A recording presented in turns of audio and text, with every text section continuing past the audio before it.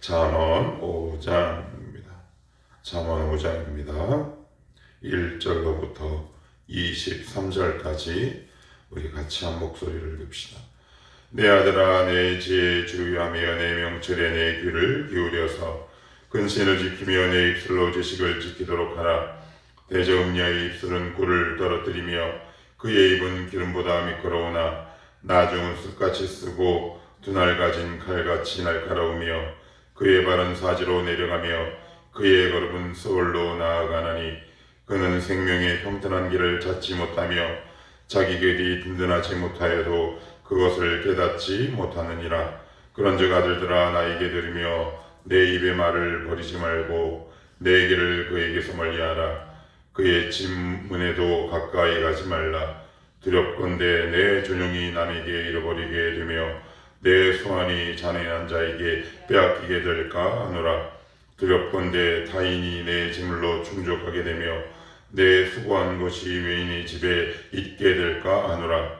두렵건대 마지막에 이르러 내 몸 내 육체가 쇠약할 때 내가 한탄하여 말하기를 내가 어찌하여 훈계를 싫어하며 내 마음이 꾸지람을 가벼이 여기고 내 선생의 목소리를 청종하지 아니하며 나를 가르치는 이에게 귀를 기울이지 아니하였던고. 많은 무리들이 모인 중에서 큰 악에 빠지게 되었노라 하게 될까 염려하노라. 너는 내 물에서 물을 마시며 내 샘에서 흐르는 물을 마시라. 어찌하여 내 샘물을 집 밖으로 넘치게 하며 내 도랑물을 거리로 흘러가게 하겠느냐. 그 물이 내게만 있게 하고 타인과 더불어 그것을 나누지 말라. 내 샘으로 복되게 하라. 내가 젊어서 취한 한 해를 즐거워하라. 그는 사랑스러운 암사슴 같고 아름다운 암누루 같으니 너는 그의 품을 항상 촉하게 여기며 그의 사랑을 항상 연모하라. 내 아들아, 어찌하여 음녀를 연모하겠으며 어찌하여 이방 계집의 가슴을 안겠느냐. 대저 사람의 길은 여호와의 눈앞에 있나니 그가 그 사람의 모든 길을 평탄하게 하시느니라. 악인은 자기 악에 걸리며 그 죄의 줄에 매이느니라. 그는 훈계를 받지 아니함으로 말미암아 죽겠고 심히 미련함으로 말미암아 혼미하게 되느니라. 아멘. 잠언서는 다른 어떤 성경보다도 우리의 삶의 여러 가지 다양한 삶의 방식, 태도, 이런 부분에 대해서 이야기하고 있습니다. 이제 이거를 보통은 이렇게 얘기하죠. 보편적인 진리, 이렇게 이야기를 하는데, 이제 오늘은 이 가정과 부부 생활에 관한 하나님의 교훈입니다. 현대는 수많은 가정이 파괴되고 건강한 가정을 찾아보기가 어려운 것이 작금의 현실이죠.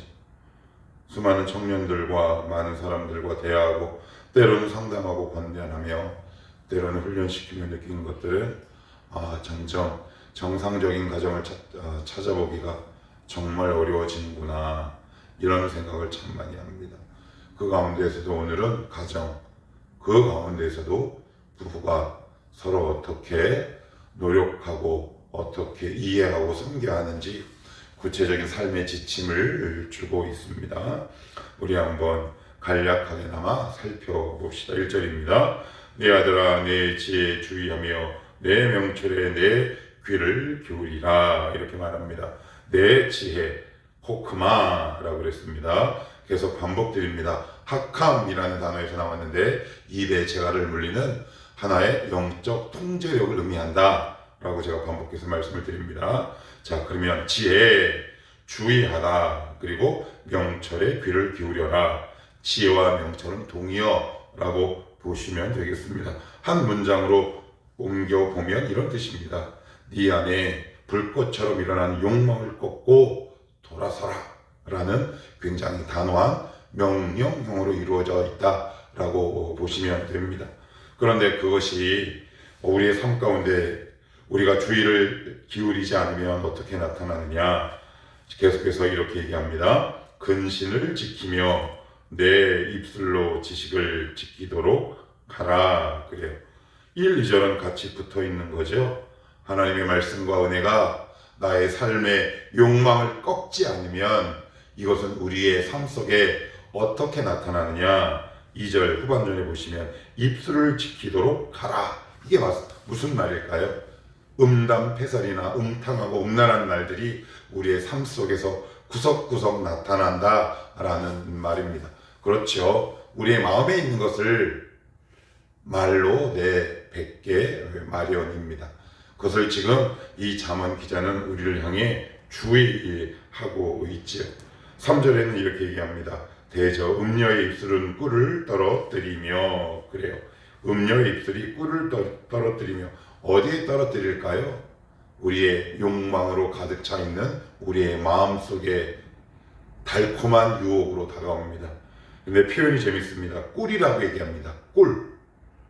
누가 봐도 꿀이죠. 누가 봐도 달콤합니다. 첫 맛은 너무 달콤하죠. 그래서 그 말이, 그 행동이, 누구의 눈빛이 나에게 위로가 됩니다.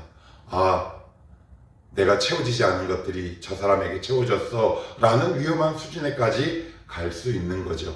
항상 첫 번째는 어디서부터 출발하느냐? 내 안에 있는 욕망을 하나님의 은혜로 꺾지 않을 때 일어나는 부수적인 현상이다. 그럴 때 어떻게 다가오느냐? 누군가의 격이 없거나 아니면 무의미한 위로와 격려가 나에게, 상대방의 의도는 전혀 그렇지 않은데 내가 그것을 받아들일 때 이상하게 받아들이는 결과가 우리의 삶 속에 초래한다. 굉장히 주의해야 합니다. 계속 보시면 3절 대저 음녀의 입술은 꿀을 떨어뜨리며 그의 입은 기름보다 매끄럽다라는 말입니다. 듣기가 좋고 솔깃하다라는 말입니다. 위로가 되고 격려가 된다라는 말입니다. 여러분들에게 정말 위로가 되고 격려가 되는 그것이 과연 무엇인지 잘 살펴볼 수 있어야 합니다. 현대 시대에는 수많은 사람들이 자기 자신에 대한 보상 심리로 수많은 도파민들을 찾아 헤매기 마련이죠. 일순간의 위로와 격려를 받기 위함입니다. 그러나 그 도파민의 끝, 거룩하지 못한 파괴적인 위로와 격려의 끝은 우리의 심령을 수렁으로 빠뜨린다라고 성경은 이야기합니다. 그래서 뭐라고 얘기하냐면 4절 나중은 쑥같이 쓰고 두 날 가진 칼같이 날카로우며 그의 발은 사지로 내려가며 결국 우리를 죽음으로 내몬다. 그래서 그 뒷부분에도 그의 걸음은 수월로 나아간다라고 이야기합니다. 처음에 그럴듯한 말로 나를 위로하고 격려하고 나의 배우자가 채워주지 못한 정서적 안정감을 누군가로부터 받고 있다면 그것은 굉장히 위험한 적신호다라고 성경은 말하고 있습니다. 자, 그러면서 6절은 뭐라고 얘기하느냐? 그는 생명의 평탄한 길을 찾지 못하며 자기 길이 든든하지 못하여도 그것을 깨닫지 못하느니라. 깨닫지 못한답니다. 그러면 이제 더 이상 어떻게 되나요? 고생을 하고 거기에 따른 혹독한 대가와 결과를 치러야 한다라고 말하고 있습니다. 이 모든 것들이 본인이 선택한 겁니다. 본인이 선택한 거예요. 자, 그러면 우리가 그 길로 빠져갔을 때 누군가의 달콤한 위로 그리고 미혹, 따뜻한 격려처럼 보이는 그 말에 내 영혼이 속된 표현이긴 하지만 홀라당 넘어갔을 때 우리의 그러면 일상과 삶, 우리의 영혼에는 어떤 파괴적이고 부정적인 열매가 일어나느냐? 성경은 굉장히 적나라하게 이렇게 이야기합니다. 9절입니다. 두렵건대 내 존용이 남에게 잃어버리게 되며 입니다. 내 존용이 뭐냐면 영어로 honor입니다. honor. 명예와 영광을 빼앗기죠. 굉장히 부끄러운 말입니다. 바람피게 된다는 얘기죠. 외도한다는 얘기입니다. 간음한다는 이야기죠. 여기서 말하는 간음은 정서적, 정신적 다 포함하는 것입니다. 그래서 내 명예가 실추되고요. 그리고 뒷부분에 보시면 이런 표현도 나옵니다. 수완이 잔인한 자에게서 빼앗기가 될까 하노라. 여기서 수완은 생명력을 이야기합니다. 생명력을 빼앗긴답니다. 죄에 노출되고 더군다나 그 사람, 그 환경에 내가 종속되는 겁니다. 그래서 내 스스로 자립할 수 없게 됩니다. 그 누군가에게 의지해야 하고 그와 함께 만나야 하거나 내 스스로 자립하거나 독립할 수 없게 됩니다. 오늘 비록 이것이 부부간의 관계를 이야기하지만 이게 미혼인 우리에게도 굉장히 시사하는 바가 큽니다. 영적 원리는 부부 사이나 아니면 기혼이나 미혼이나 매우 유사하기 때문에 그렇습니다. 그래서 결국 생명력을 상실하고 종속돼 그의 인생을 허비하게 된다라고 얘기합니다. 10절도 보시면 두렵건대 타인이 내 재물로 충족하게 되며 내 수고한 것이 외인의 집에 있게 될까 하노라. 이게 뭘까요? 허무죠. 허비하게 되는 겁니다. 정신, 물질, 환경, 눈에 보이던 눈에 보이지 않던 이 모든 것들이 내 수고가 헛되이 되게 된다라고 성경은 이야기합니다. 그러나 깨닫지 못한다라는 말이 참 현실적인 일 같아 가슴이 좀 아픕니다.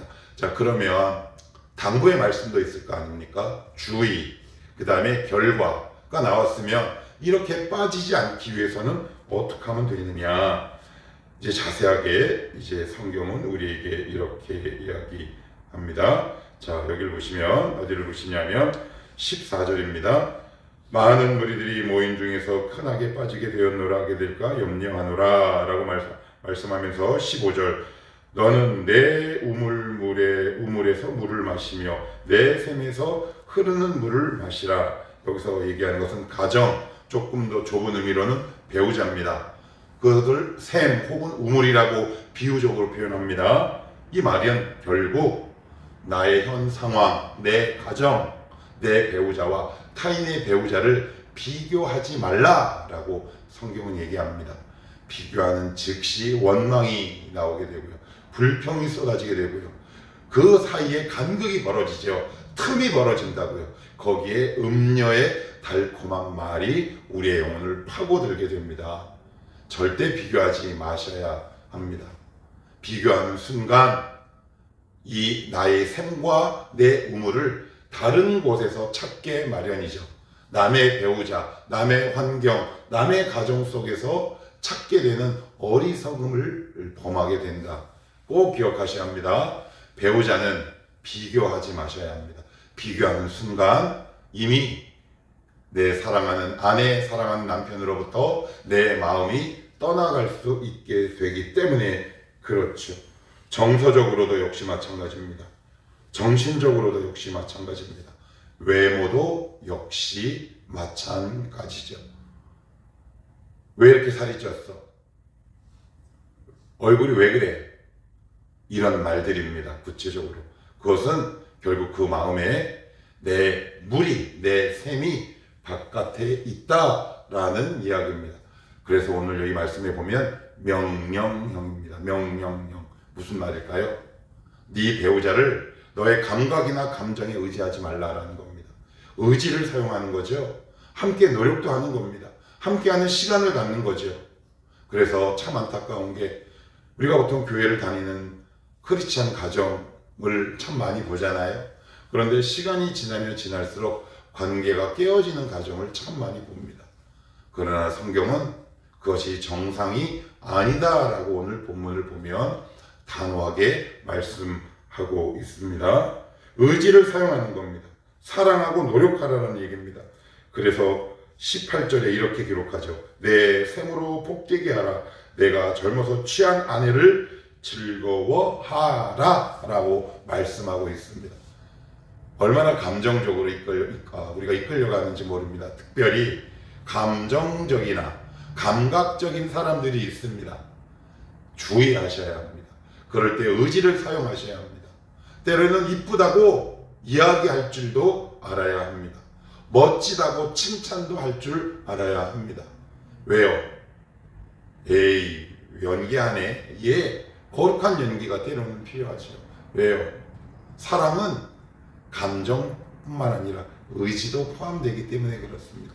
수많은 사람들이 감정이 식어진다고 해서 사랑이 식어졌다라고 얘기하는데 그것은 그냥 감정이 식어진 겁니다. 감정이 어떻게 늘 불같이 타오를 수 있겠습니까? 감정이 식어지면 의지를 사용하는 것이고 의지가 떨어지면 감정을 이용하는 것이죠. 그래서 감정에만 의존하는 사랑은 사랑이 아니라 생존이죠. 생존, 생식입니다. 본능입니다. 그러나 사랑의 개념은 본능이 아니잖아요. 지정의를 갖고 내 배우자를 사랑하고 의지하고 노력하고 섬기는 모든 일련의 행동들을 포함하는 것이다. 자, 그러면서 마지막으로 이렇게 경고합니다. 21절, 22절입니다.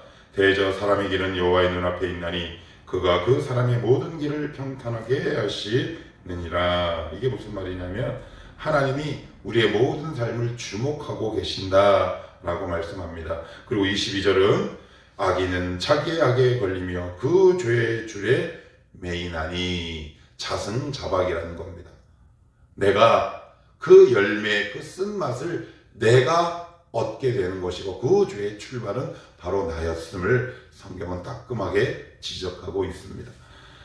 가정은 배우자는 그냥 감정적인 연장선이 아닙니다. 때로는 의지도 필요하고요. 노력도 필요합니다. 때로는 거룩한 연기도 필요한 법이죠. 그 모든 것을 합하여 성경은 뭐라고 얘기하느냐? 사랑이라고 이야기를 합니다. 우리 청어람 모든 가정 속에 이런 하나님의 아름다운 은혜의 선물이 있었으면 좋겠습니다. 우리 교회에서 이루어지는 모든 가정 속에 부부간의 금슬과 부부간의 관계와 사이가 더 깊어지는 가정들이 많아졌으면 좋겠습니다. 기도합시다.